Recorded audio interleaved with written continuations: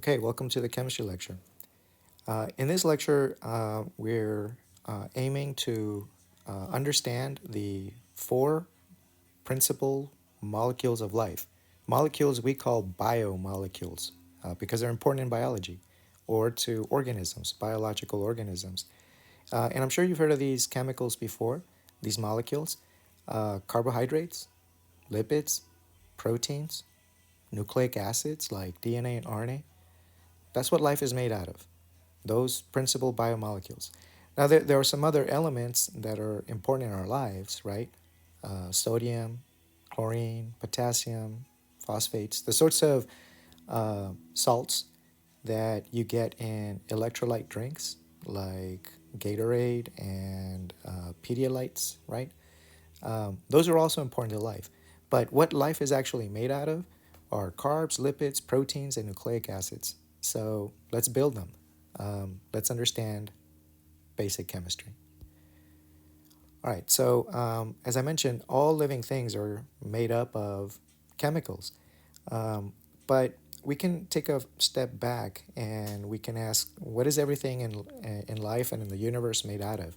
And the answer is that it's made up of matter, right? So, what is matter? Matter is anything that takes up space uh, and has mass. So, if you can demonstrate that something takes up space and has mass, you've just found something that is an example of matter. So, if you were to think about yourself, you are an example of matter. If you think about the vehicle or the transportation that brought you to campus, that's matter. The table you're sitting at, the tablet, the computer you might be using, that's matter. Your pencil is matter, your notebook is matter. All of those things take up space and have mass. And even the air that you breathe is an example of matter, right? You've all blown up a balloon. The balloon, when it was deflated, was small, it took up very little space, and it had less mass. And once you blew it up, it took up more space and it actually weighs more, it has more mass. Um, okay, so matter, for all intents and purposes, is just about anything and everything you can think of, right? For us, we're going to focus on chemical elements as the examples of matter that we are interested in learning about.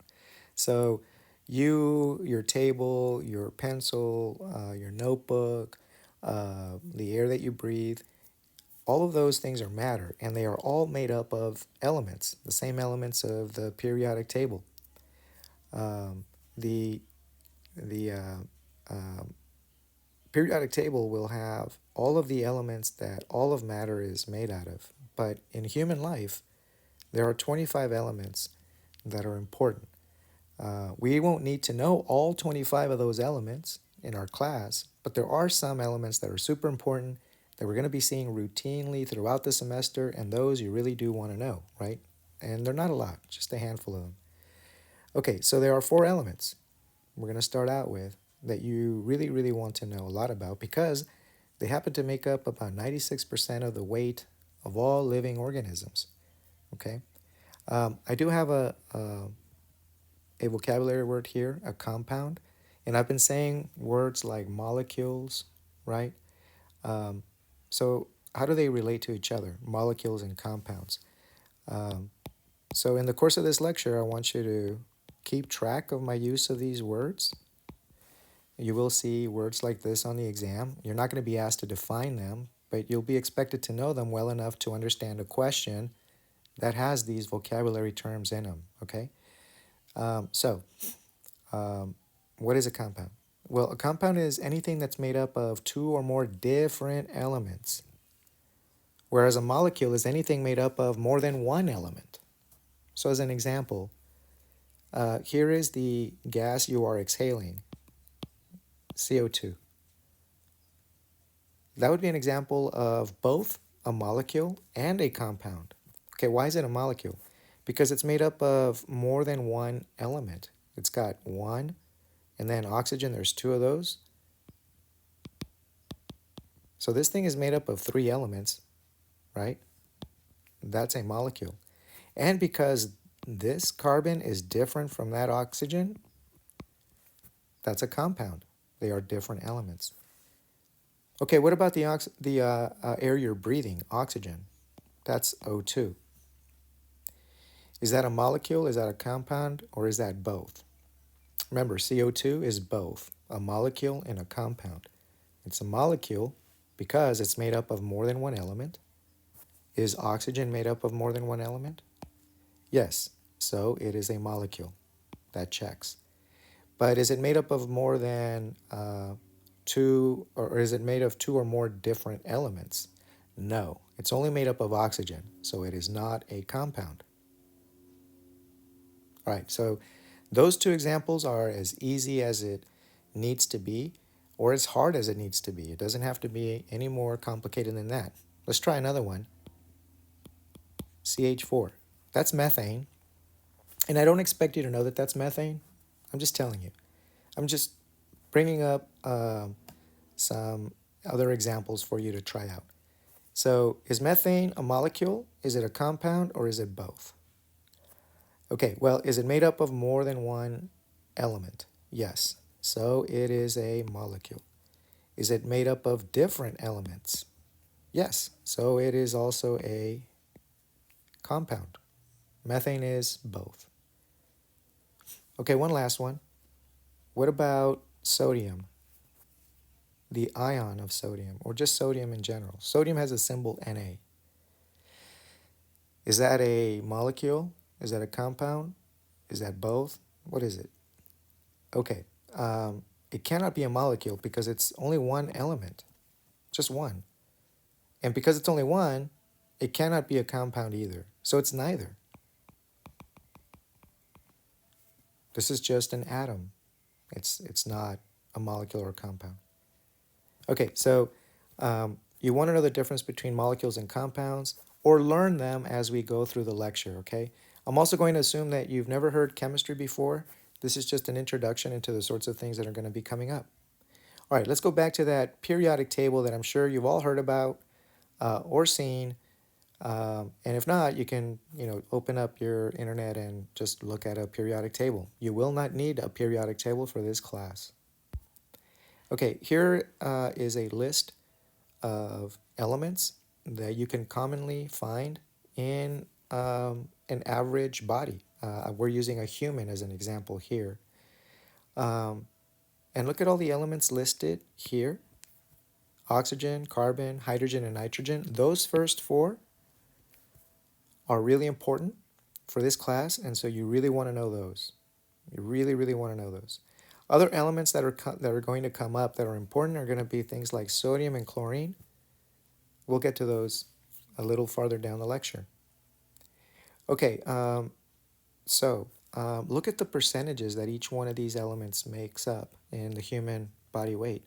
65% of your body weight is oxygen, followed by carbon, a distant second, right? And then there's a bunch of hydrogen, and then there's nitrogen. And together, all four of them make up 96.3% of your body weight. That's a lot. So we're going to learn about those elements in the course of this lecture. Sodium and chlorine, notice, take up a significantly lower percentage of our body weight. But let's look at trace elements down below. There are going to be some trace elements that are going to appear on exam number 1, and I want to tell you which ones those are. It's going to be iodine, it's going to be iron, and it's going to be fluorine. Those three you want to know. Okay? So let's talk about each one of them. Notice that these trace elements exist in a very tiny fraction of our body weight, or they make up a tiny fraction of our body weight, I should say, right? It's only like 0.01% of the human body weight. That's a very tiny fraction. And for that reason, they're called trace elements. We need very trace amounts of them for a variety of reasons, mostly having to do with our health, right? So let's talk about fluorine. Why would fluorine be important to us in our health? Fluorine is important because it allows us to have good oral hygiene, right? Our gums, our teeth are going to be protected if we have fluorine in very tiny, tiny amounts as like regular sort of exposures in our body. Like we consume it in fluorinated water. This would be water that you get from the tap at home. Um, it's fluorinated to provide us with fluorine. We know that our toothpaste has fluorine in it also to help give us additional amounts of fluorine. So it's very important, and we only need tiny, tiny amounts of it. Again, fluorine is important to overall dental health. Now, iodine is also important to our overall health. Iodine is important in making a important metabolic hormone called thyroid hormone.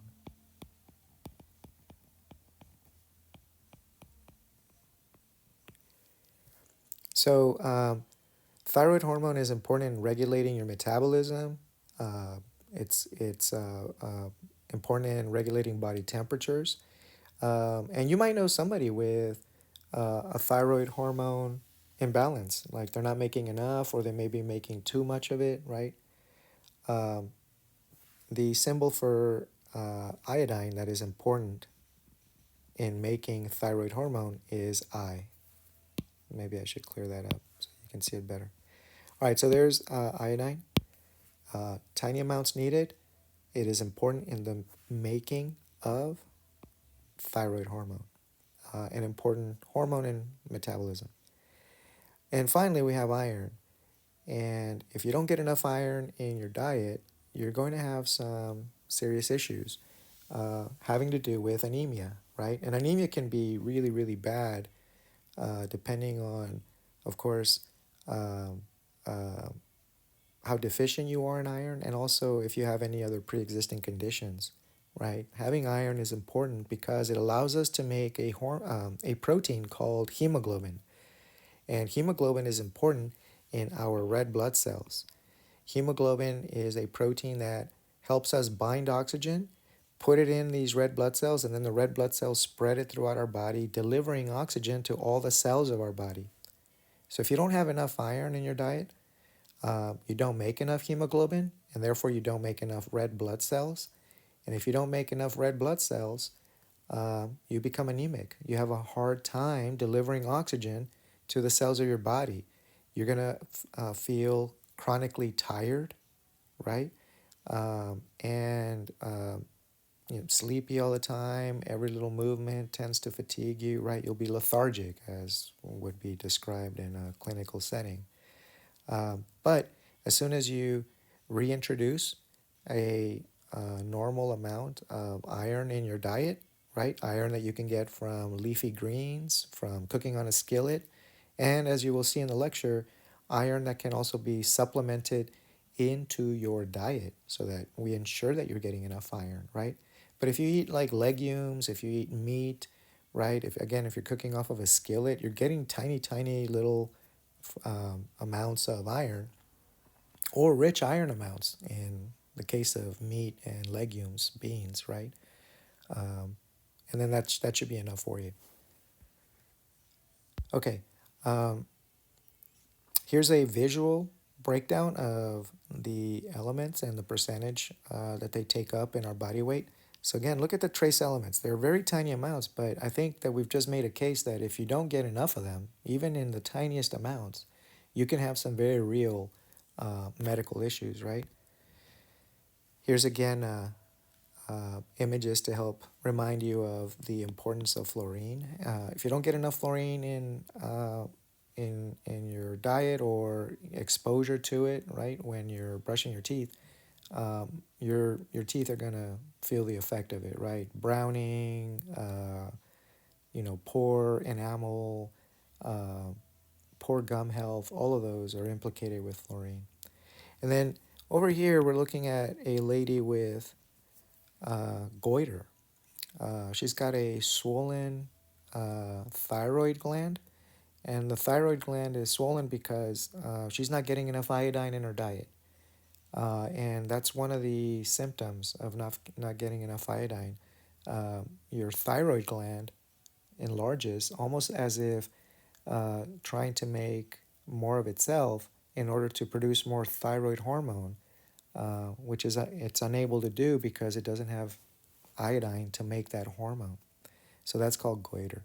And you might know that we supplement uh, your salt with iodine to ensure that you're getting enough iodine in your diet, right? You've all heard of iodized salt. So this is just table salt that's been infused or supplemented with iodine so that we ensure that you get enough iodine in your diet. Because we know you love salt, you're going to get iodine. And finally, to cap it off with iron again, here's iron supplemented into your cereals, right? So that you get enough iron in your diet and you make enough hemoglobin to make enough red blood cells to keep you delivering enough oxygen and therefore keep you with enough energy um, to carry out, your daily lives. If you want to test the iron content in your cereal, take a small Ziploc bag, put a little sample of your cereal in there, and then smash it maybe with a cup or a plastic cup or a mug, and turn it into a fine powder of cereal. And then grab a magnet, hover over it, and you will see the shreds of metal coming off the powder attracted to the magnet that you're hovering over the bag of cereal. That's iron, and it's been added into your cereal. So when you eat cereal, you're eating tiny, tiny shavings of iron.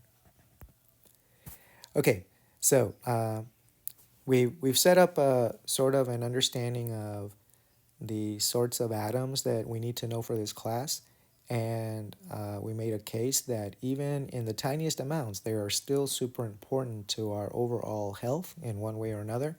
So let's talk about atoms more formally. We know that matter is anything that occupies space and has a mass. We gave plenty of examples of what matter is. Now let's talk about what is that matter actually made out of, right? Well, we know that matter is made up of the elements of the periodic table, like we just saw in a brief list a few slides ago. But those elements can be represented by their simplest form, and that is an atom. So, what do I mean by that? You, as a student, you are the simplest representative form of humans, the species human, right? You can take one zebra, one zebra, and that zebra would be a representative of the species of zebras out there. That's what I mean, right? An element is like a human population. The person, one single person, you, one single individual, would be an atom, a representative of that human population. The zebra would be an atom representing the population of zebras, the element. So when we say elements, we're talking about like, you know, uh, a specific type of species of matter, a specific type of species of life, like in that analogy. The atom is just the simplest form of that, okay? So because it's the simplest form of element, it's also the simplest form of matter, right? All right, an atom has three parts to it. Most students know that atoms are made up of protons, electrons, and neutrons. From here on out, I'm going to symbolize them like this. So I wrote proton and I gave it a symbol of positive because protons have a positive charge. Electrons have negative charges, and neutrons are neutral. So I'm just going to write N for a neutron. Okay, an atom is made up of those three subatomic particles. By subatomic, I just mean that they're smaller than the atom itself. Subatomic, smaller than the atom. And they're considered particles. And they are found in a couple of places on an atom. They can be found in a nucleus, or they can be found hovering around the nucleus. So the neutron and the protons are packed into the nucleus, or they make up the nucleus of an atom, and the electrons circle around the nucleus. So we're going to start drawing these in a second. Okay, another thing you want to know from this slide is that however many protons you have as an element, that is going to represent your atomic number.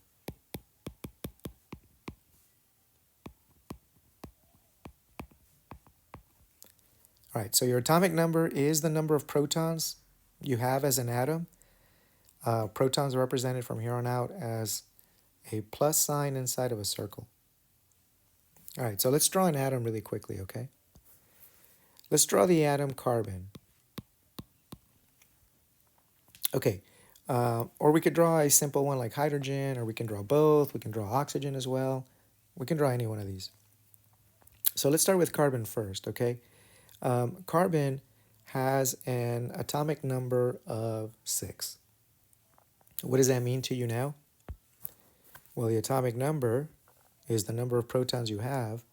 So I think what I've just said is that carbon has 6 protons, right? And it would look like this. It would have 6 protons.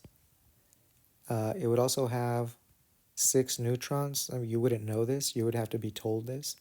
And all of those are inside of what we call a nucleus. Now I'm going to draw it here and call it a nucleus, but you should know that it's not a physical structure. A nucleus in an atom isn't like a bag holding anything.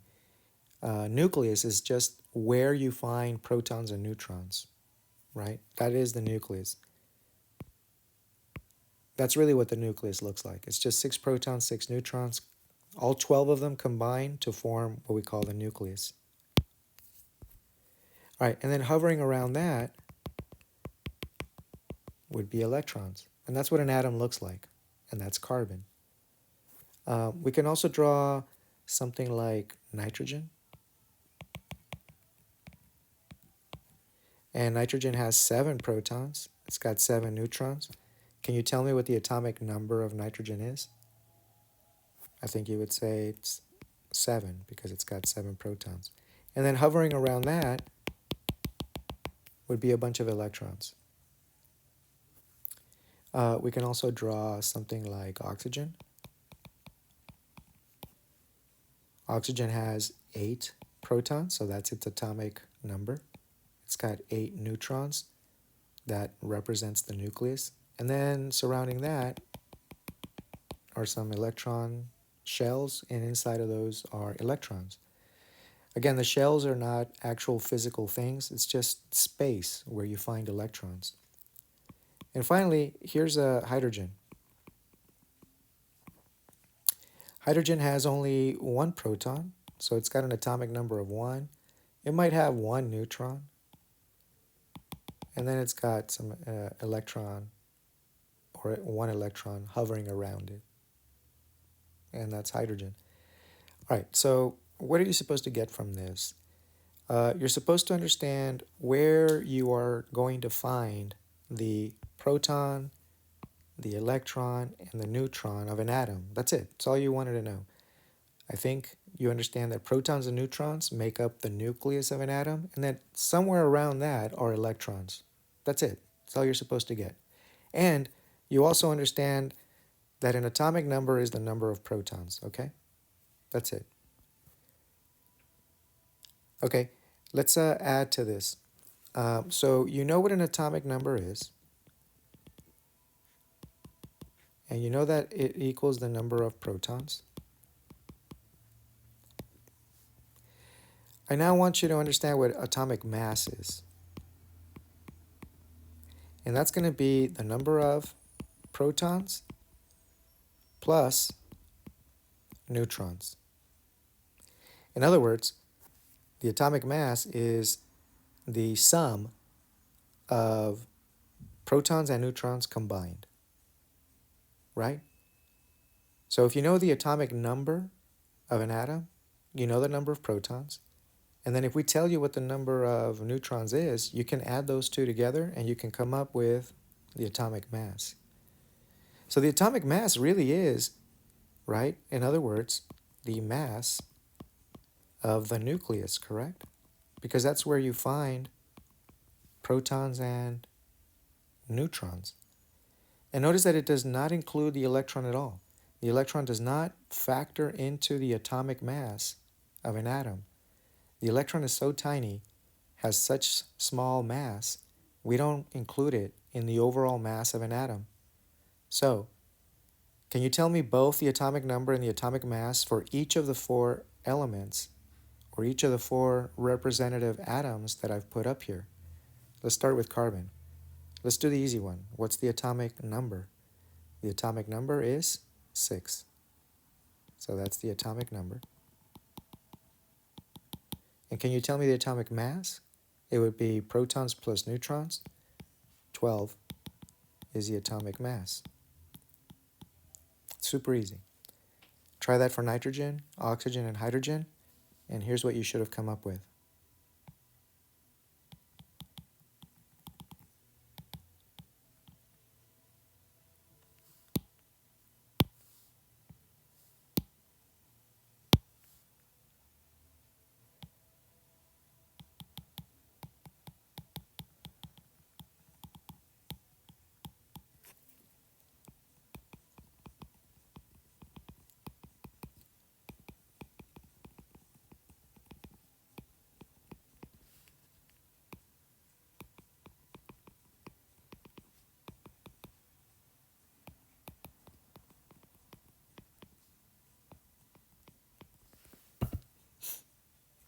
Okay, that shouldn't have been too bad, right?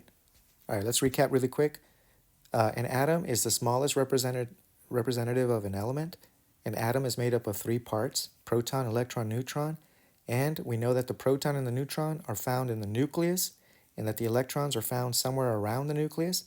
We know that the atomic number is the number of protons, and we know that the mass is simply the protons and the neutrons combined, and therefore they are giving you the mass of the nucleus. The electrons themselves are so tiny, have such insignificant mass, we don't count it at all. All right, so you are building your understanding of the atom. You are understanding what we can now call atomic theory, the theory of the atom. Theory is basically a growing body of knowledge. So this is all that we know about atoms. And we are adding more information to it. And until we've exhausted it all, we're going to continue calling this a theory instead of like a law. Okay, so the number of protons is the atomic number. The mass is the sum of protons and neutrons. That's a review, right? So here is the way we represent an atom on a periodic table. Usually there'll be two important numbers listed, and some periodic tables will have other numbers, right? Oxidation state numbers and things like that for those of you that might have taken chemistry already. But again, we assume that you have not. And notice that the smaller number is the atomic number. The larger number is the atomic mass. And do you notice something interesting about the atomic mass of carbon? We said that it was 12. But here, it's listed as 12.01. All right, we're going to have to discuss where that 0.01 came from, okay?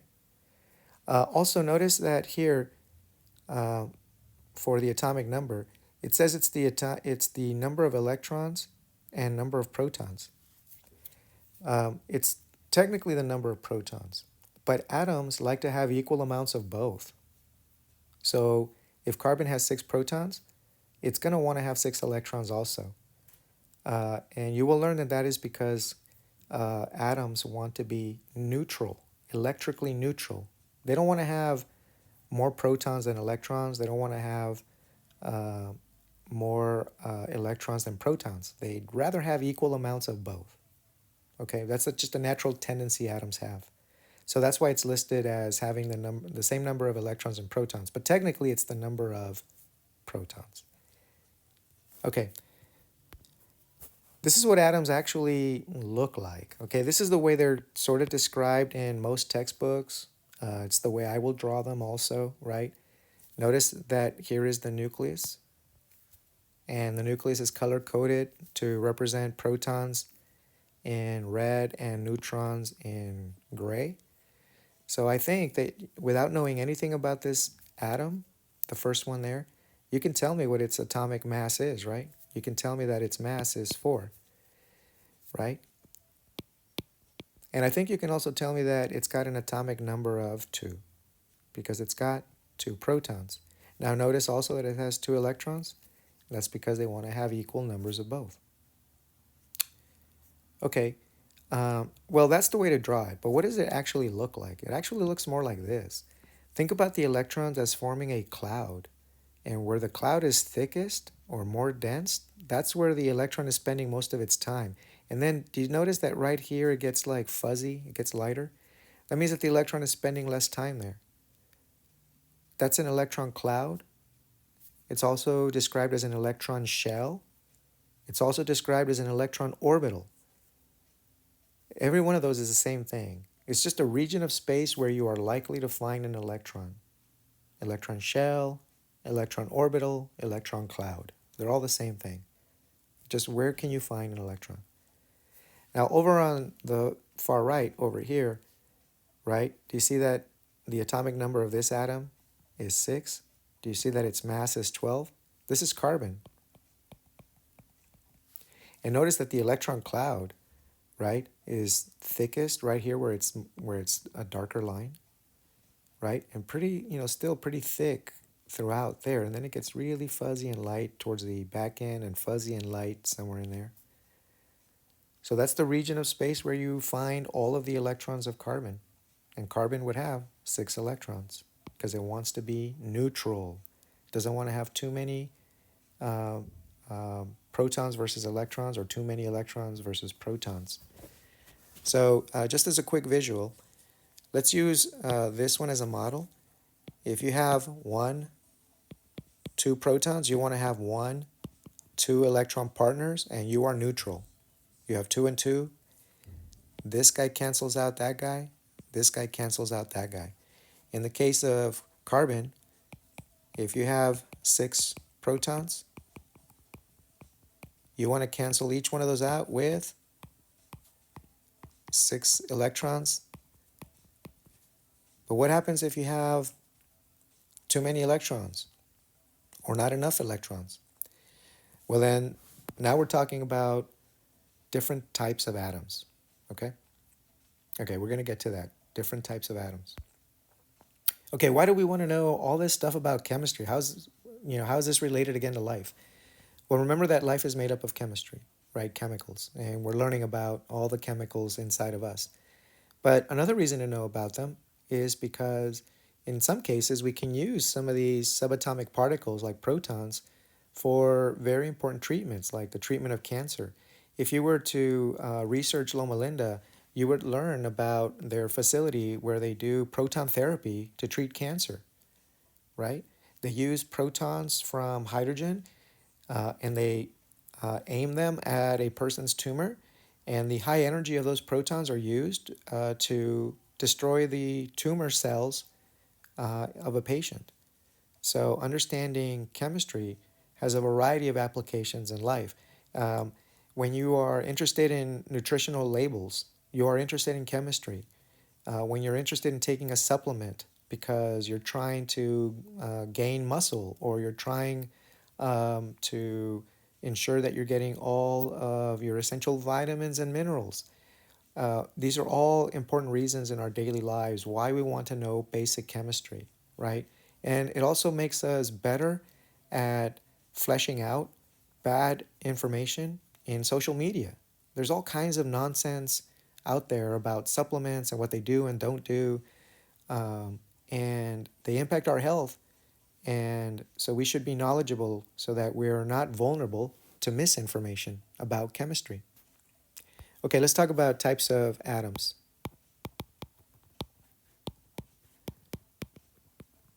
All right, number 1. The first type of atom you want to know about is a neutral atom. What does it mean to be neutral? It means you have the same number of electrons and protons. So here I'm just going to write same number of protons and electrons. Same number. What happens if you have a different number of protons and electrons? Well, then you become a different kind of atom. Now you are a ion. So we'll talk about ions in the next slide. Okay. So as an example, if you have an atom that has only one proton in the nucleus, and that's it, that's all it has. If it has one electron around it, it is neutral. Okay. If you have an atom that has 6 protons, you want it to have 6 electrons. If you have 7 protons, you want to have 7 electrons. If you have 8 protons, you want to have 8 electrons. Every one of these is an atom that is neutral. This would have been carbon, this would have been nitrogen, and this would have been oxygen. This one was hydrogen.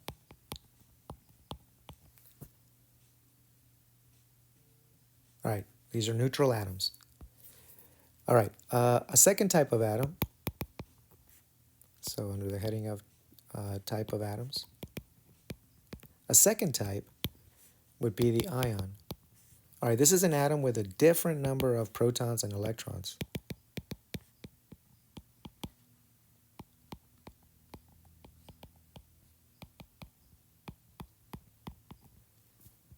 Okay, so let me show you an example of atoms with different numbers of protons and electrons.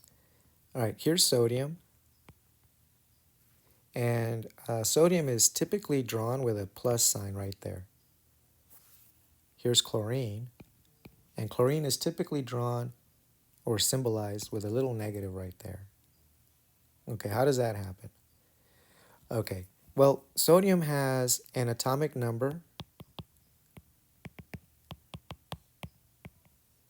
of 11, whereas chlorine has an atomic number of 17. So that means it's got 11 protons here and 17 protons there, right? All right, what would make you have that negative charge, right? I'm sorry, that positive charge right there or a negative charge right there? How would that happen? Well, if you have, I'm going to draw them all here. 1, 2, 3, 4, 5, 6, 7, 8, 9, 10, 11 protons. Yeah? But let's say that you only have 10 electrons. So you got 11 protons here, and then you got 10 electrons there.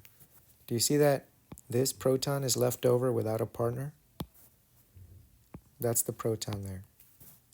It just means that you have one proton left over without a negative charge as a partner. And if you need them all drawn in there, you can. Right? 4, 5, 6, 7, 8, 9, 10. So those are fine. They balance each other out, but you have one proton down here that doesn't have a partner. That's the proton we're putting there. We're just saying you have one plus charge left over. So now you tried for chlorine. What would that mean? Well, it would have like 1 through 17 protons, right?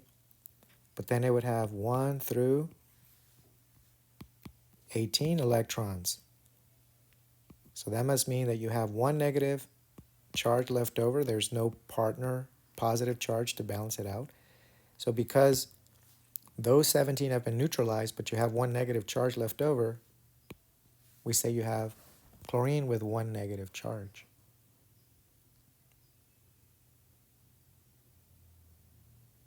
All right, how about you try it with hydrogen? Hydrogen is supposed to have an atomic number of 1, right? So what would make it H positive? Hydrogen is supposed to have an atomic number of 1. So that should mean it has 1 proton. And if it wants to be neutral, it should have 1 electron, right? We saw that here. One proton, one electron.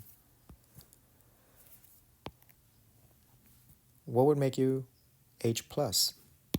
If all of a sudden that electron goes away, well then now you have one hydrogen left over, one positive left over, so hydrogen has a plus charge. That's it. Those are ions. Ions are just atoms that have either too many electrons or not enough electrons. Did you notice that I never changed the atomic number? You never ever change the atomic number. If you change the atomic number, you are no longer talking about the same atom. You're not talking about the same element. You're talking about something different. So I want you to write a note. You can only change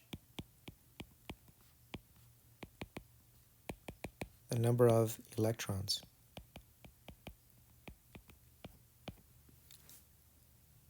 You can't change the number of protons. If you change the protons, you've changed the atom altogether. You're talking about a different atom. Okay, still, types of atoms.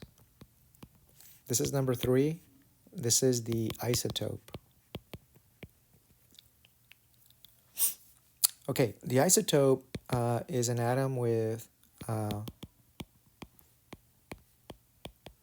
different number of neutrons. So for this, I'm going to use as examples carbon, because carbon can exist in 3 different forms, right, for this discussion.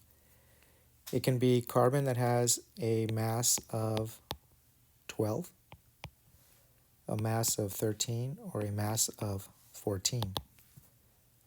Now we're still talking about carbon, and carbon has a very specific atomic number. Remember, you cannot change the number of protons. So they all have 6 protons.